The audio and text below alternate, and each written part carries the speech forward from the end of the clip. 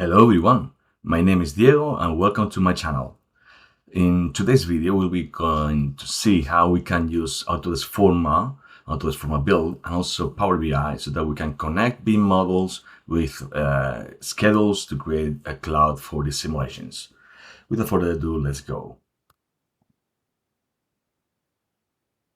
So the point is, did you know you can create your BIM 4D simulation with Autodesk Forma Build and Power BI?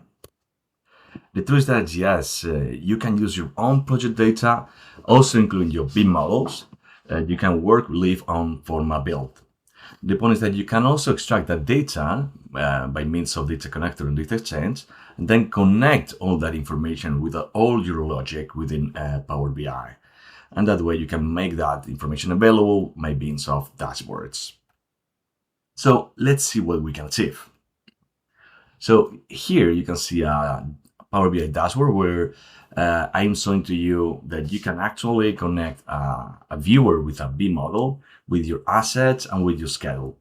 So this is actually where we are going to explain throughout this workflow. So in this case, I want to show you a particular sample where you can see a really well-defined project. So you can see how this is the construction of a bridge, actually, that as long as we're advancing with our simulation, we can see how different steps or different schedule activities are connected to 3D models or 3D objects and assets. So this is actually the process that we're going to define today, and this is doable thanks to Autodesk Forma. So this is actually data-driven collaboration with Forma, where we're putting together different chunks of information. For instance, the schedule, which is managed with a schedule on Autodesk Forma Build. Also the assets, which are also a level information that you can also populate on Forma Build. And the key idea is that you can also connect 3D models or BIM models, either from Revit or IFC, so that they become actual assets. And then those assets can be also referred to particular schedule activities. So with all the data on Autodesk Forma, we can extract that information, then connect that into Power BI. So the process would be something like this. So we would be putting our BIM models, either Revit or IFC, and then on Forma Build, you could extract those models with Data Exchange. Then you can connect those objects with assets within Forma Build, and then you can connect those assets to different schedule activities, either from Microsoft Project, Asta Project, or Primavera, or even with any kind of open schedule with XML format. Then the data on Forma, not the models, but the asset or the schedule data can be extracted by means of data connector, which is a built-in feature we have on Autodesk Forma. And then we can connect everything on Power BI. So in essence, Autodesk Forma Build information gets extracted with data connector. The BIM model views, including the 3D objects and the attributes, get extracted with Data Exchange, and all information gets connected on dashboards with Power BI. But how we can do that? Dio came to the rescue. Let's go there. Oh, I got up here. So in this collaboration we're talking about, we have these levels. As I mentioned before, we have the formal data with assets and schedule that will be connected or related on them, and also the BIM models that will be having the information extracted with Data Exchange. We upload data, and when we connect that with dashboards, as we mentioned before. So the key idea is not only that we'll explain you here in this video, but you also have this GitHub repository to guide you throughout the process. This GitHub environment has actually this. You have different templates or samples. You have also sample models in IFC or Revit. Even you have a schedule so that you can also connect those different models with those dashboards. You have all the documentation and scripts, or some step-by-step information so that you can follow this process as well. So if you go to this link, you're gonna get access to this particular environment. This is the GitHub repository. So this is what we are talking about, and this is information that you can directly fork or even download. So let's go back to the presentation and let's go ahead. So yes, in this case, I'm showing to you actually the process. So what we will be doing, if we follow the actual GitHub environment, you have all the data you can download or even use your own, right? But the key idea is that you follow these steps. So first of all, you need to upload to Autodesk Forma your BIM model, either IFC or Revit. And then you have to create assets on build, taking the base from those models. So the key idea is that you map the assets to particular Revit objects, and then you also map a particular attributes that will be our key. Okay? So this mapping is the key idea of the whole process. So let me explain you this in a little bit of detail. So if we take Revit models as the base of our workflow, so maybe you don't know it, but any single Revit object has an attribute called element ID, right? So you can map that element ID that always exists to the assets barcode attributes. So this would be the ways that you can connect the actual models to the assets on Forma. Then we will be extracting by means of Data Exchange that model, right? And we'll be mapping to Power BI this element ID by means of the original system ID. It's something I will explain later. And then on Forma, you will have also the assets created from the BIM objects that you will be also connecting to schedule activities. So we will have three levels of information: assets, schedule, and the relationships themselves. Important to mention that if you're focusing on IFC models, you need to remap to IFC object attributes. So let's consider, for instance, that you have a Revit model that has been exported to IFC. So we use the same approach with the element ID. You could take this element ID and ID information that will be stored into IFC attributes property set with the attribute tag. You can map this if you want, okay? Anyway, the point is that you have any other IFC model, you could choose the attribute that you want so that you follow the same process with that attribute itself. So when mapping assets on Forma Build, this is the key point. You should choose one attribute within the asset so that you can connect this key value. For instance, as I told you before with my example, if you're following with IFC models, it should be the tag. And if you're doing that with Revit models, it should be the element ID, but you can use whatever you want. The key is that you use an attribute that you can map, okay? So that will make things easier. I'm using always built-in attributes on assets, for instance, the barcode, which is the one that I recommend you most.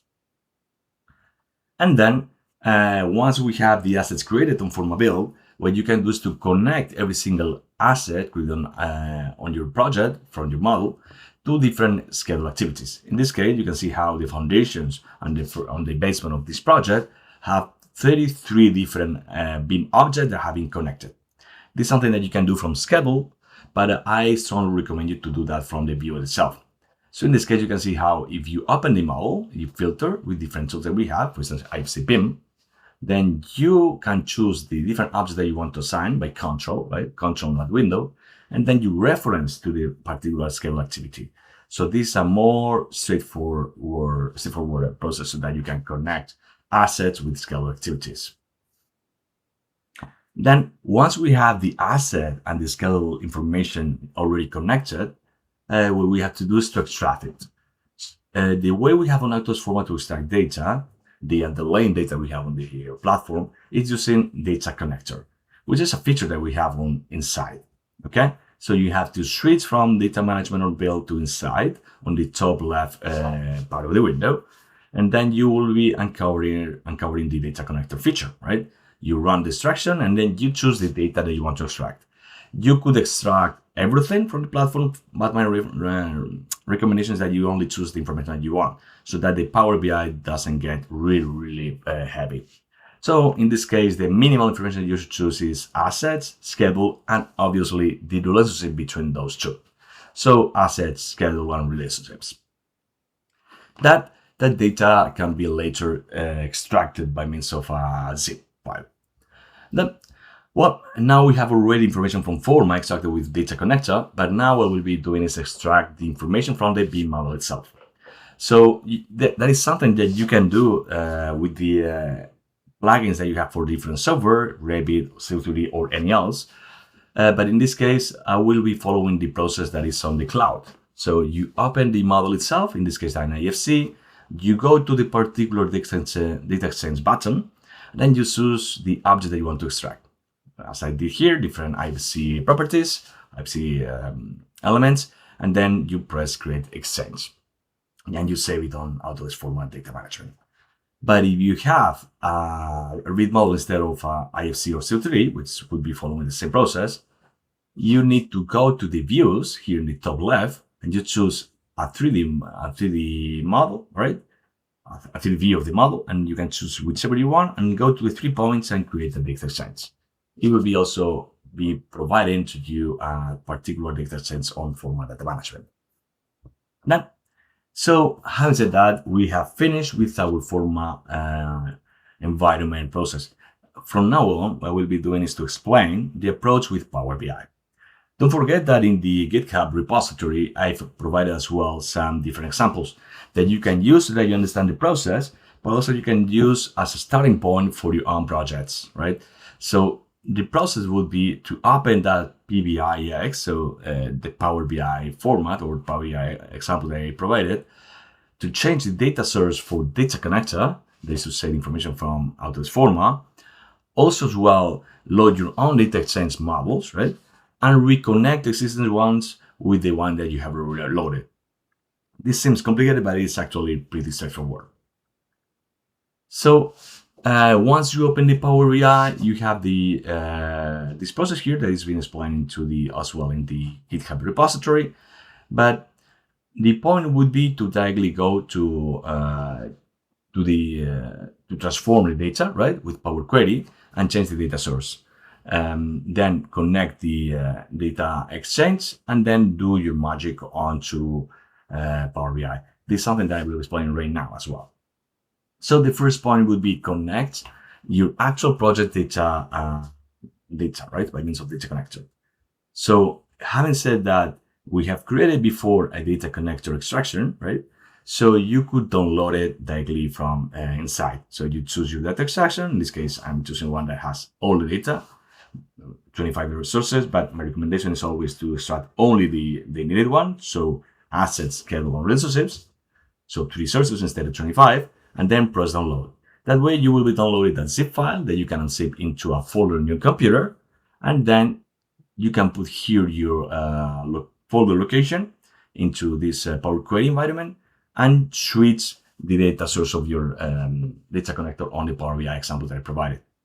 Then you close and apply, and you get back to the Power BI itself. Then what we'll be doing is to switch your data exchange information to the one that exists already into the Power BI examples that I provided.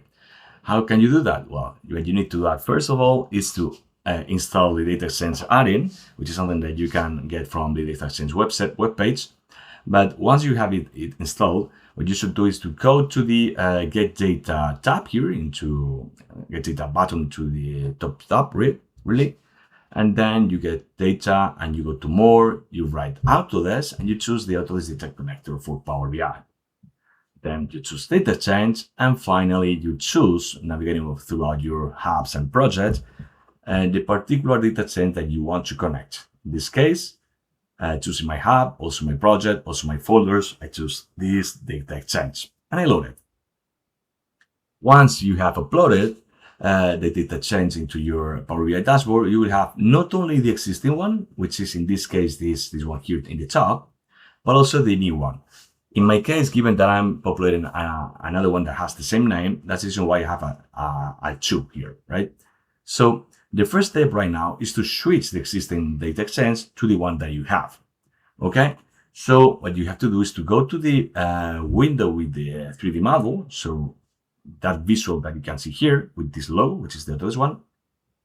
You choose it, and you switch the data that you have on this visual. So what we will be doing is to change this existing viewer, which is the existing one here, to the one that I have just uploaded. So we switch this with this, and you do the same also with external element ID 1 and 2. Having said that, you would have already switched your data on your visual. But now you have also you need as well to change the model view information so that you create the particular relationships and connections.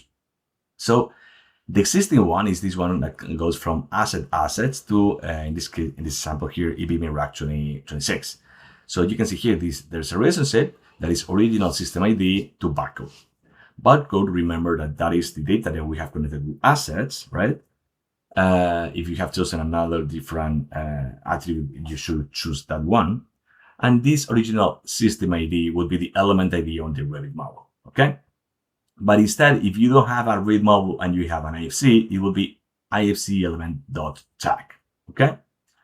So the only thing you have to do is to come here to press and choose the new dataset that you have chosen and switch it from this one to this other, right? I go ahead. This is something I've already done, so it will be changing here. New connection. Don't forget that you have also the need to choose the particular attribute that you want, original system ID, to choose as well cross-filter direction to both, so that you can also switch on the particular visual and then press save. So right to this point, you will have something like this with your own dates as well. Okay. This is just an example. I hope you like it, and I hope that you also see a lot of information or workflows that you can create from this, not only for the schedules. I just want you to, let's say, think that you can build a lot of this and you can share that with our channel or with our LinkedIn approach. So if you want to join me, please, you have the QR. You can subscribe to this YouTube channel, or you can also follow to different construction digital workflows that I will be uploading to LinkedIn. And important to mention is that this is a workflow that I have been created absolutely on my own. So for different steps of the workflow, I have been assisted by different colleagues of Autodesk, in this case, Matthias, Abbas, Pale, and Anna Varanova. So I want to share the glory with them. With the further comments, thanks for attending and see you in the next video.